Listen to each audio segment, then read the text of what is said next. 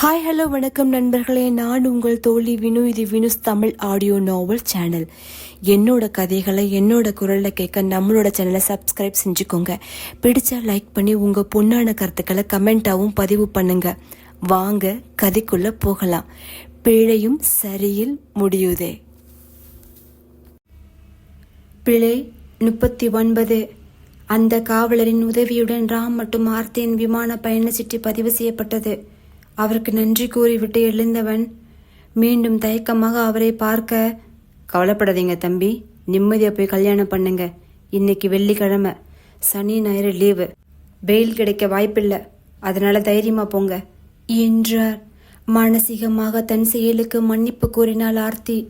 பாஸ்ட மறந்துடு ஆர்த்தி, அது ஒரு கெட்ட கனவா நினைச்சுக்கோ, நிம்மதியா தூங்கு, நாளைக்கு உனக்கு ஒரு சர்ப்ரைஸ் இருக்கு என்றான் கண் சிமிட்டியவாறு. மறுநாள் காலையில் உற்சாகமாக கிளம்பி காரில் அழைத்து சென்றான். முதலில் சினிமா, மால் என்று சுற்றி திரிந்தவர்கள் இறுதியாக அந்தி சாயும் வேலை ஹோட்டலுக்கு செல்லாமல் வேறு வழியில் செல்ல, எங்க போறாம் என்றாள். அதான் சொன்னேனே உனக்கு சர்ப்ரைஸ் கொடுக்கிறேன்னு என்றதும், என்னது அது ராம் என்றாள். சர்ப்ரைஸ்க்கு மீனிங் தெரியாத ஆர்த்தி உனக்கு, வெயிட் என்றான்.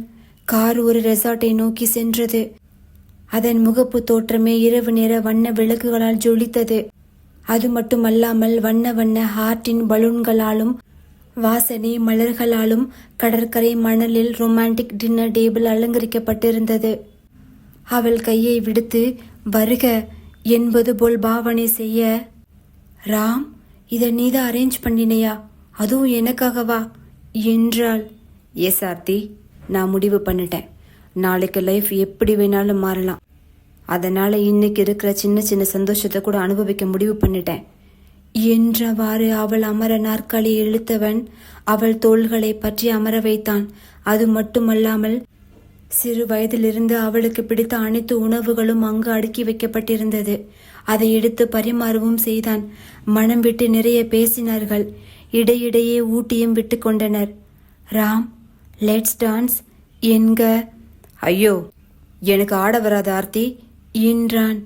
நான் கத்துக் கொடுக்கிறேன், கமான் ராம் என்று மெல்லிய நடன அசைவுகளை கற்றுத்தர விருப்பம் இல்லை என்றாலும் மறுக்காமல் ஆடினான் அவளுக்காக. அரை தழுவலில் அவனை ஏக்கமாக பார்த்தவாறு ஆர்த்தி ஆட அது அவனுக்கு புரியாமல் இல்லை. இரு கைகளாலும் அவள் பிடரியை பற்றியவன் இதழை நோக்கி குனிந்த கணம் படப்படவென அங்குள்ள பலூன்கள் அனைத்தும் வெடிக்க தொடங்கியது. சட்டென சுற்றி பார்க்க அதே உணர்வு, தங்களை யாரோ கண்காணிக்கிறார்கள் என்பது போல் இருக்க, ஆள் அரவமற்ற தனிமையான கடற்கரையில் அந்நேரம் வரை இனிமையாக கேட்ட அலைகளின் இறைச்சல் கூட தற்போது அபாயகரமாக தோன்றியது. அவ்வளோ அதிர்ச்சியில் அவனை இறுக அணைத்திருக்க, ரிலாக்ஸ் ஆர்த்தி என்று முதுகை வருடியவன், ஏதோ பய ட்ரிப்பா இருக்கும், ஆல்ரெடி டூ லேட், மழை வர்றது போல இருக்கு, வா போலாம் என்று அவளை ஒரு தோளில் சாய்த்து நடந்தாலும் சுற்றிலும் பார்வையை பதித்தவாறு வந்தான். காரில் 4 சக்கரங்களையும் பின்னிருக்கை, டிக்கி, பிரேக் என அனைத்தையும் சோதனை செய்த பின்னரே எடுத்தான். பயணத்தின் போது அமைதி அவர்களுள் இருந்தாலும் மனதில் இல்லை. என்னைக்கு ஃப்ளைட் ராம் என்றாள். நாளைக்கு ஆர்த்தி, டோன்ட் வரி, நாளைக்கு நேர் நாம நம்ம வீட்டில் இருப்போம் என்றான். ஐ லவ் யூ ராம் என்று அவன் தோளில் சாய பக்கவட்டாக சாய்ந்து அவள் உச்சந்தலையில் கண்டம் தேய்த்தவன் முத்தமிட சாலையை பார்த்தவாறு வந்த ஆர்த்தியோ ராம் என்று கத்த, சட்டென சாலையை கவனித்தவன் வேகமாக ஸ்டியரிங்கை வேறு பக்கம் திருப்ப சிறிது தூரம் கட்டுப்பாடு இல்லாமல் உறைந்து சென்று கார் நின்றது. இரவு பொழுது, அவ்வளவு மின்விளக்கு வெளிச்சம் கூட இல்லாத காட்டுப்பகுதி. யாரோ ஒரு பெண்ணின் மீது கார் மோதியது என்பது மட்டும் தெரியும். அவள் உயிருடன் இருக்கிறாளா இல்லையா என்பது தெரியாது. ராம் செய்வதறியாமல் அமர்ந்திருக்க, ராம், அந்த பொண்ணு செத்திருப்பாளா, அப்போ நீ ஆக்சிடென்ட் பண்ணிட்டியா, கொலையா என்று அதிர்ந்தவள், சரி சீக்கிரம் கார் எடு ராம், யாரும் இல்லை, போயிடலாம் சீக்கிரம் என்க காரை கிளப்ப ஸ்டார்ட் செய்தாலும் அவனுள் இருக்கும் மருத்துவனுக்கு அப்பெண்ணை அப்படியே விட்டுவிட்டு செல்ல மனமில்லை. அடுத்த நொடி கதவை திறந்து விறுவிறுவென சென்றவன் கவிழ்ந்து கிடந்தவளை கைகள் நடுங்க திருப்பினான். அவளை கண்டதும் அதிர்ச்சியில் ஒரு நிமிடம் அவன் இதயம் நின்று துடித்தது என்றால் வியப்பில்லை. நாசியின் அருகில் விரலை வைக்க மூர்ச்சையாகி இருந்தாள். தாமதிக்காமல் மார்பை அழுத்தி முதலுதவி செய்ய அவன் முயற்சிக்க அவளை தொட்ட அடுத்த கணம் அவன் கைகள் நடுங்கியது. கண்களை அழுந்த மூடித்திருந்தவன் மீண்டும் முயற்சிக்க பலன் தோல்வியே. அப்பெண்ணின் இதயம் துடிப்பதை நிறுத்தியிருந்தது. காரிலிருந்து ராம் வா போலாம் ப்ளீஸ் என்று ஆர்த்தி கத்த, தற்போது நிலைமையை சமாளிக்க இதை விட்டா வேறு வழியும் இல்லை என்று எண்ணியவன் சாரி என்று விட்டு காரை கிளப்பி செல்ல, ராம் அந்த பொண்ணு செத்துட்டா தானே? அப்போ நீ அவளை கொன்னுட்டியா? நீ கொலகாரனா என்று ஆர்த்தியின் வார்த்தைகளை காதல் கொள்ளவில்லை ராம். ஹோட்டலில் அவளை இறக்கியவன், நீ ரூமுக்கு போ, எனக்கு முக்கியமான வேலை இருக்கு என்று திருப்பும் வேளையில் ராம் என்று அகமது வர அவனை காரில் ஏற்றிக்கொண்டு அவ்விடம் நோக்கி சென்றான். எப்படி ராம் என்க ஹை ஸ்பீடில் கார் வர்றது தெரிஞ்சு நடு ரோட்டில் நின்னா. எவ்வளவோ ட்ரை பண்ணேன், ஆனால் அவளை இடிச்சிருச்சு. பாடியில் பெரிய அடி இல்லை, ஆனா என்று இழுக்க, ஆனா என்ன ராம் என்க ஷீ இஸ் டெட் என்றான். என்னடா மாமா சொல்ற என்க, ஆமாம், அவன் பாடியை டிஸ்போஸ் பண்ண தான் போகிறோம் என்று அவ்விடத்தை அடைந்தவர்கள் இறங்கி தேட அவள் உடல் அங்கே இல்லை. ஓன்னோ, இங்கே தானே இருந்தா, எங்கே போனா? கடவுளே, யாருன்னே தெரியல, பட் என்னை உச்சிரோடு சித்திரவதை செய்கிறா. அவ சாக வேண்டியவதான் என்க. யாரு ராம் என்றான் அகமது. அவதான் அந்த ட்ரக்ஸ் அடிக்ட்.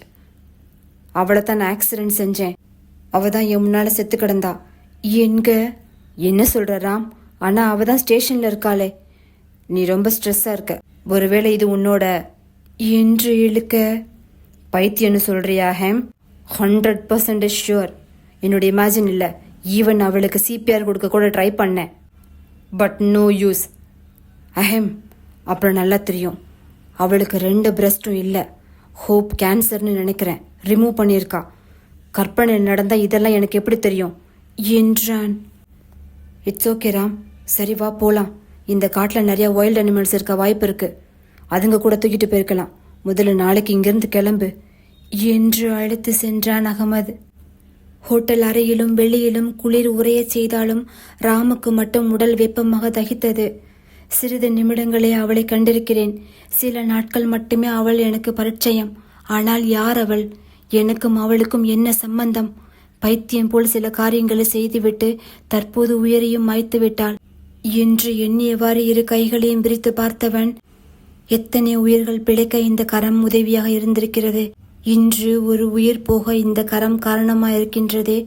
கடவுளே என்றவாறு முகத்தை அழுந்த தேய்த்தவனின் மனம் தற்போது ஆறுதல் தேடி தஞ்சமடைய ஒரு கரம் தேவைப்பட்டது. ஆர்த்தியை தேடிச் செல்ல அவளிடம் இருந்து எட்டி நிற்கச் சொன்னாள். வாட் யூ மீன் ஆர்த்தி என்க. எப்படியும் போலீஸ் நாளைக்கு உன்னை அரெஸ்ட் பண்ணிரும். நான் ஒரு கொலைகாரன் காதலியாகவோ மனைவியாவோ வாழ விரும்பல. எங்க குடும்பத்துக்குன்னு ஒரு டிக்னிட்டி இருக்கு, எனக்குன்னு ஒரு ரெப்புடேஷன் இருக்கு, அதை கெடுக்க விரும்பல. பேசாம நாளைக்கு போலீஸ்ல சரண்டர் ஆயிரு, அதுதான் உனக்கு நல்லது. நான் ஆஸ்திரேலியா போன உடனே எப்படியாவது அங்கிள் ஆண்டி கிட்ட சொல்லி உன்னை வெளியில் எடுக்க பாக்குறேன். I am really sorry to say, இனி நமக்குள்ள ஒன்றும் இல்லைரா. என் ஃப்ரெண்ட்ஸ் எல்லாம் அப்பவே சொன்னாங்க, உங்களுக்குள்ள இருக்கிறது ப்ரீ மெச்சூர் பப்பி லவ்னு. தட்ஸ் ரைட், உனக்கு ஒரு நல்ல பார்ட்னர் கிடைக்க நான் ப்ரே பண்ணிக்கிறேன் என்று விட்டு அவள் செல்ல முற்றிலும் சிதைந்து விட்டான் ராம். சிறிது நேரத்திற்கு முன் வரை தன் முதல் மற்றும் முடிவு காதல் ஆர்த்தி மட்டுமே என்று எண்ணியிருந்தவனுக்கு அவளின் இத்தகைய நடவடிக்கை அதிர்ச்சியை தந்தது. பிரேக்கப் பற்றி நண்பர்கள் சொல்லி கேள்விப்பட்டிருக்கிறான், ஆனால் அது இதயத்தின் மற்றொரு பகுதியை வெட்டி எடுத்து செல்லும் வழி என்று யாரும் உரைக்கவில்லையே. தனது மகிழ்ச்சியான தருணங்களில் தன்னுடன் பங்களித்தவள் தற்போது தர்ம சங்கடமான சூழ்நிலையில் பங்களிக்க வேண்டாமா? சரி, வேண்டாம், எல்லாம் சரியாயிரும் என்ற ஒரே ஒரு ஆறுதல் வார்த்தை போதுமே. நான் மேலும் உடைந்து போகாமல் இருக்க, தான் யாருக்காக இங்கே வந்தேன் என்பதை மறந்து தற்போது தன்னையே குற்றம் சாற்றுகிறாள் என்று எண்ணியவாறு சிலையாக அவன் நின்றிருக்க, அதை சிறிதும் கண்ணு கொள்ளாமல் அவள் உடைமைகளை எடுத்துக்கொண்டு அருகில் இருந்த அறைக்கு விரைந்தாள். எவ்வளவு நேரம் அப்படியே நின்றிருப்பான் என்று அவனுக்கே தெரியாது. ஒரு உயிரை எடுத்த குற்ற உணர்வு, அதில் ஆர்த்தியின் ஒரு கொலைகாரன் என்ற சாடல், எல்லாவற்றிற்கும் மேல் தனது உண்மை காதலை ப்ரீமெச்சூர் பப்பி லவ் என்று அவள் உரைத்தது என அனைத்தும் அவனை அழுத்த. அன்று வரை தோல்வியை கண்டிராத ராம்க்கு முதல் தோல்வியின் அழுத்தத்தை சமாளிக்க இயலாதவன் அப்படியே மூர்ச்சையாகி அருகில் இருந்த சோஃபாவில் சரிந்தான். காலையில் அகம் வந்து தண்ணீர் தெளித்ததும் தான் சுயநினைவு பெற்றான். கண் விழித்தவன் எதுவும் கூறாமல் குளியலறை சென்று தயாராகி வந்தவன் வெளியில் செல்ல, பின்னால் ஓடி வந்த அகமதோ, லக்கேஜ் எடுக்கலையா ராம்? ஃப்ளைட்டுக்கு இன்னும் 5 hours இருக்கே என்றான். அதற்கு எந்த பதிலும் கூறாதவன் கார் காவல் நிலையம் முன் வந்து நின்றது. அதிர்ந்து விட்டான் அகமது. என்ன செய்ற ராம், லூசாடா மாமா நீ, வா போலாம் என்று அவன் கூற்றை காதில் வாங்கவில்லை. உள்ளே முன்தினம் பார்த்த அதே உயர் காவலர் அமர்ந்திருக்க முன் சென்று நின்றவன், சார், முந்தா நாள் ஒரு பொண்ணை அரெஸ்ட் பண்ணீங்களே என்று திக்கி திணறி அவன் கூற, ஓ அவளா, இப்போதான் பெயில் எடுத்துட்டு போறாங்க. நிஜமாவே போலீஸ் ஸ்டேஷன் அவளுக்கு மாமியார் வீடு போல ஆயிடுச்சு. நினைச்சா வருது, நினைச்சா போகுது என்றதும் இப்போது ராமின் கண்கள் அதிர்ச்சியில் விரிந்தது. இல்ல என்று அவன் கூறுவதற்குள் அவனை வெளியில் இழுத்து வந்த அகமதோ, ராம் லூசாடா நீ, அவர்தான் அவ இங்கதான் இருந்தான்னு சொல்றார்ல, அப்புறம் என்ன சொல்ல போற? ஸ்ரீராம், அவ யாருன்னே எனக்கு தெரியாது. பட் உன்கிட்ட ஏதோ மைண்ட் கேம் பிளே பண்றா. நீயும் அதே சர்க்கிள் நின்னு ஆடுற. அதுல இருந்து வெளியே வாராம், முதல்ல ஊருக்கு கிளம்பு. என்ன நடந்தாலும் அப்புறம் பார்க்கலாம் என்க. அதுதான் சரியாகப்பட்டது ராம்கும். மனமே இல்லாமல் இந்த பிரச்சனைக்கு சரியான தீர்வு காணாமல் செல்கிறோமே என்று தயாராகி கொண்டிருந்த ராமின் அறைக்கு ஓடி வந்தாள் ஆர்த்தி. வந்தவள் பின்னோடு அவனை கட்டி கொண்டாள். உண்மையா ராம்? அகமது அண்ணா சொன்னாரே, எனக்கு தெரியும் ராம் என்று கூறி முடிப்பதற்குள் முன்னிலத்து பல்லார் என்று அவள் கன்னத்தில் ஒரு அறை விட்டிருந்தான். அதோடு மட்டுமல்லாமல், பொதுவா பொண்ணுங்களை அடிக்கிறது ஆம்பளைக்கு அழகு இல்லைன்னு எங்க அப்பா சொல்லியிருக்காரு. அதுக்காக நேத்து நீ பேசினதுக்கு இந்த அறை கூட கொடுக்கலன்னா நான் ஆம்பளையும் இல்லை. ரொம்ப பெருந்தன்மையான மனசெல்லாம் எனக்கு இல்லை ஆர்த்தி. நீ வேண்டான்னு சொன்னதும் விலகி போறதுக்கு ஓகேன்னு சொன்னதும் வந்து ஒட்டிக்கிறதுக்கு நீ உன் ஃப்ரெண்ட்ஸோட சேர்ந்து கூத்தடிச்சு பிரச்சனை இழுத்து வைப்ப. அதுக்கு சப்போர்ட் பண்ண வந்த என்ன குற்றவாளியாக்குவ இல்ல? It's okay, you're right. நமக்குள்ளே இருந்தது ப்ரீமெச்சூர் லவ் தான். உனக்கு ஒரு நல்ல பார்ட்னர் கிடைக்க நான் வேண்டிக்கிறேன் ஆர்த்தி என்க.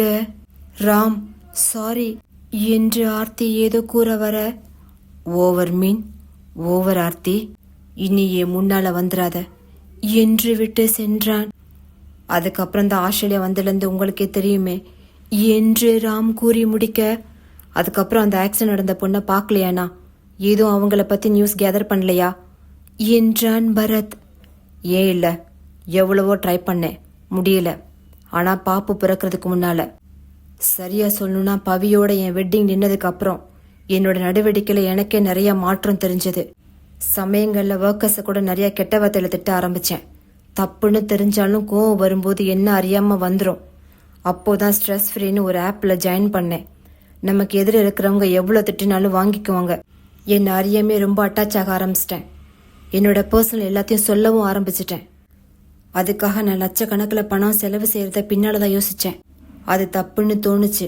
நிறுத்த ட்ரை பண்ணினப்போ கண்டினியூஸா அதுல இருந்து நோட்டிபிகேஷன் வந்தது. அந்த பொண்ணு கடைசியை என்னை பார்க்க விரும்புறதா சொன்னா. அப்போதான் வித்தவுட் மாஸ்க்ல அவளை பார்த்தேன்.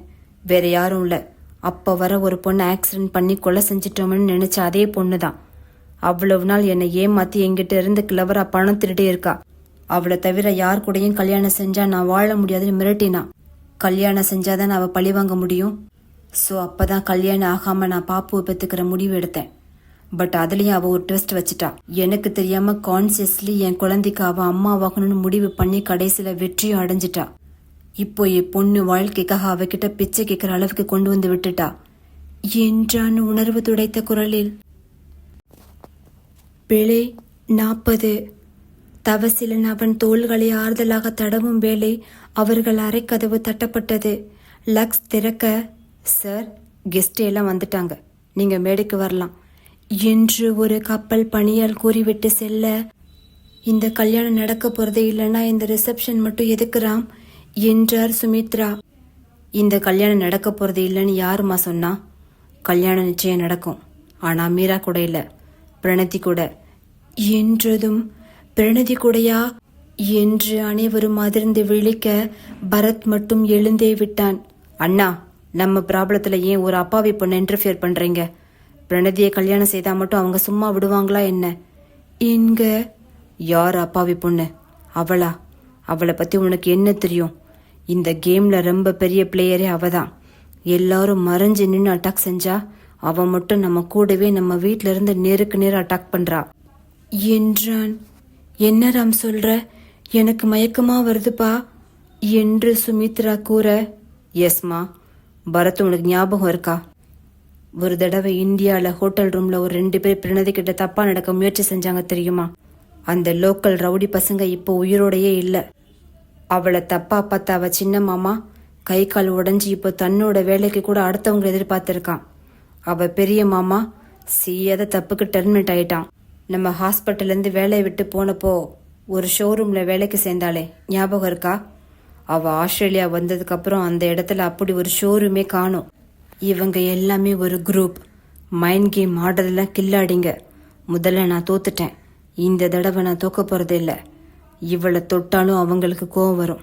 ஸோ இவளை தொடணும்னு முடிவு பண்ணிட்டேன் என்றதும் மயங்கியே விட்டார் சுமித்ரா. எந்த பாவனையும் முகத்தில் காட்டாத ராம் மீராவுடன் நின்றிருக்க, தவசிலன், சுமித்ரா, பரத், லக்ஸ் மட்டும் ராம் கூறியதை அசை போட்டு கொண்டிருந்தனர். ஆமா, நான் பிரணதியை கல்யாணம் செய்ய போறேன். அதுவும் இன்னைக்கே. அவங்க நாளைக்கு நடக்க போற என்னோட கல்யாணத்தை நிறுத்தணும்னு பிளான் பண்றாங்க. ஆனா நான் இன்னைக்கு கல்யாணம் செய்ய போறேன்னு அந்த ஃபூல்ஸ்க்கு தெரிய வாய்ப்பில்லை என்றான். ரிசப்ஷன் ஹாலில் நால்வரும் ஒருவரை ஒருவர் பார்த்தவாறு நின்றிருக்க, வந்ததிலிருந்து எதையோ பறிகொடுத்தவாறு நின்றிருந்தாள் பிரணதி. அங்கு வந்த ஜேக்கப்பை கண்டதும் முகம் மலர புன்னகை செய்தவள், ஹாய் ஜே என்றாள். ஹாய் என்று விட்டு அவன் செல்ல, மூளைக்குள் பல்பு எரிய ஒரு யோசனை தோன்றியது. என் கிட்னியை காப்பாற்ற இவரால் மட்டும்தான் முடியும். எனக்கு வேற வழியும் இல்லை. இவர்கிட்ட ஹெல்ப் கேட்க வேண்டியதுதான் என்று ஜேக்கப் எங்கு சென்றாலும் பின்னாலேயே சென்றாள். மேடையில் இருந்தாலும் கவனித்துக் கொண்டிருந்த ராமோ விறுவிறுவென மேடையை விட்டு இறங்கியவனின் எதிரில் வந்தார். கலர் உடையில் இருந்த ஒரு காவலர். சார், இந்த கப்பல்ல காஸ்ட்லியான டைமண்ட்ஸ் வந்திருக்கு. அதை திருட வர்க்கஸ் கெஸ்ட் வேஷத்துல சில கொள்ளக்காரங்க நுழைஞ்சிருக்காங்க. ஸோ உங்க கெஸ்ட்டுங்களை கொஞ்சம் அலர்ட் பண்ணிருங்க. முடிஞ்சா இந்த டெக்ல இருந்து கீழே போக வேண்டாம் என்றார். எங்களுக்கும் நியூஸ் வந்துச்சு. என் கெஸ்ட்டுங்களுக்கும் இன்ஃபார்ம் பண்ணியாச்சு என்றான். தயங்கியவாறே மேடையிலிருந்து கீழே வந்து நின்றாள் மீரா. இதை பார்த்த கப்பல் பணியால் ஒருவன் சென்று ஜேக்கப்பிடம் ரகசியமாக கூறிவிட்டு செல்ல, இருபக்க பாக்கெட்டிலும் கைவிட்டவாறு சுற்றிலும் பார்வையை செலுத்தியவன் திரும்பி நின்ற மீராவின் பின் முதுகு காட்டி நின்றவன், யாருக்கும் தெரியாம மேல டெக்குக்கு வா என்று விட்டு திரும்பியும் பாராமல் செல்ல, திரும்பினாள் பிரணதி. ஆம், சுமித்ரா பரிசீலித்த புடவையினால் ஏற்பட்ட குழப்பம். மீரா என்றெண்ணி பிரணதியிடம் கூறிவிட்டு சென்றான். மேலடக்குக்கா? அதுவும் யாருக்கும் தெரியாமலா? என்னவா இருக்கும்? எதுவானா என்ன? எனக்கும் அப்பதான் கொஞ்சம் தனியா பேச முடியும் என்று பதுங்கி பதுங்கி செல்ல பார்த்து விட்டான் ராம். லக்ஸ், பரத், பாப்புவ கவனமா பாத்துக்கோங்க என்று தமிழர்களிடம் குழந்தையை ஒப்படைத்தவன் யாரும் அறியா அவள் பின்னால் செல்ல, மேல் டெக்கில் முன்னால் இருந்த சிறு கதவின் கண்ணாடி வழியே பிரணதியை பார்த்த ஜேக்கப்போ ஒளிந்து கொண்டான். ஃபாலோ செய்து வந்தவன் திடீரென மாயமாக, என்ன காணும்? ஜே ஜே என்று 2வது முறை அழைப்பதற்குள் வாயை பொற்றி தனியாக அழைத்து வந்த ஜேக்கப்போ சுட்டு விரலை வாயில் வைத்து என்றான். அவளோ என்னாச்சு என்று புருவம் உயர்த்தி சைகையில் வினவ, ராம் என்றான். அவளோ எட்டி பார்க்க அவ்விடத்தை கூர்மையாக சுற்றி பார்த்த ராமோ மர்மமாக தலையாட்டி விட்டு சென்றான். அவன் சென்ற பின், என்னாச்சு ஜே என்க. நீ நினைக்கிறது போல ராம் அவ்வளவு நல்லவன் இல்ல பிரணதி என்க. அவளோ அதிர்ந்து நோக்க, எஸ், அப்பாவை மீராவை பிளாக்மெயில் பண்ணி மிரட்டி கல்யாணம் செய்யறான். அது மட்டும் இல்லாம அவனுக்கு நிறைய மாஃபியா கும்பலோட கனெக்ஷன் இருக்கு. அவங்களும் இங்க மக்களோட மக்களா சுத்திட்டு தான் இருக்காங்க என்றுடன் அதிர்ந்து விழித்தவாறு தன் அடிவயிறை பற்றினாள் பிரணதி. அது மட்டும் இல்ல பிரணதி, அந்த மாஃபியா கும்பல் இன்னைக்கு மீராவை தூக்க போறாங்க. ஆனா இது ராம்க்கு தெரிஞ்சு நடக்குதா தெரியாம நடக்குதான்னு தெரியல. எல்லாம் ஒரே மிஸ்ட்ரியா இருக்கு. இன்னும் 1 மணி நேரத்துல ஷிப் லேண்ட் ஆயிரும். அதுக்குள்ள மீராவை எப்படியாவது காப்பாத்தணும் என்று கூறிக்கொண்டிருக்க, என்ன நடக்குது இங்க என்ற அதட்டலான குரல் வர திரும்பினர் இருவரும். ராம் மற்றும் அவன் குடும்பத்தினர் அனைவரும் நின்றிருக்க, ஹே ராம், ஜஸ்ட் ஷிப்பை பிரணதிக்கு சுத்தி காட்டிட்டு இருந்தேன் என்றவன் ரகசியமாக, டேக் கேர் யுவர் செல்ஃப் என்று விட்டு சென்றான். அவன் சென்ற பின் ராம் பிரணதியை முறைக்க திருவென விழித்தவள், ரொம்ப அழகா இருக்குல்ல, இந்த படி, இந்த கதவு, இந்த ஜன்னல் என்க. அடுத்ததா என்னது உங்க பிளான் என்றான் ராம் அழுத்தமாக. அடுத்ததா போய் சாப்பிட வேண்டியதான், பந்தி ஆரம்பிச்சிட்டாங்களா, மச்சி வா நம்ம போலாம் என்று லக்ஸை அழைக்க, wow what a great acting என்றான் ராம். நல்லா இருக்குல்ல, பின்ன ஸ்கூல்ல எவ்வளோ டிராமா நடிச்சிருப்பேன் என்றவள், இப்போ ஏன் எல்லாரும் என்ன ஹீரோயினை பார்க்கறது போல பார்க்குறீங்க? அது அப்போ, இப்போ இல்லை, ஏன்னா எனக்கு புகழ்ச்சி பிடிக்காது பாருங்க என்க. பட் இப்போ இங்கே ஒரு ரியல் டிராமா நடக்க போகுது என்றான் ராம். பிரணதியோ கண்கள் சுருக்கி கேள்வியாக நோக்க, எஸ், உனக்கு எனக்கு கல்யாணம், கெட் ரெடி ஃபார் தட் என்றான். அவளோ, மச்சி உங்க அண்ணன் ஏதோ சொன்னாரு, எனக்கு ராங்கா கேட்டது என்க. சரியா தான் கேட்டிருக்கு, உனக்கு எனக்கும் கல்யாணம் என்றதும், ஹலோ யாரு சார் நீங்க, ஏதோ 3 லட்சம் கொடுத்தீங்கன்ற ஆணவத்தில் ஆடாதீங்க, அப்படி ஒரு நிலைமை வந்தா அந்த டெக்கில் ஏறி குதிக்க மாட்டேன், இதோ இந்த இடத்துல இப்படியே ஓட்டையை போட்டு உள்ள குதிச்சிருவேன், கல்யாணமா, அதுவும் அவருக்கும் எனக்குமா என்றதும், ஓ யார் நீ, எங்க குதி பாப்போம், என்கிட்ட இருந்து 50 லட்சம் வரைக்கும் நூதனமா திருடியவதான நீ என்க. 50 லட்சமா என்று அதிர்ந்தவள், மச்சி உங்க அண்ணன் என்ன லூசா, அவர் கொடுத்ததா சொல்ற 3 லட்சத்தையே திருப்பி கொடுக்க வழி இல்லை எனக்கு, இதுல 50 லட்சமா, மச்சி முதல்ல 50 லட்சத்துக்கு எத்தனை சைவர்னு கூட எனக்கு தெரியாது.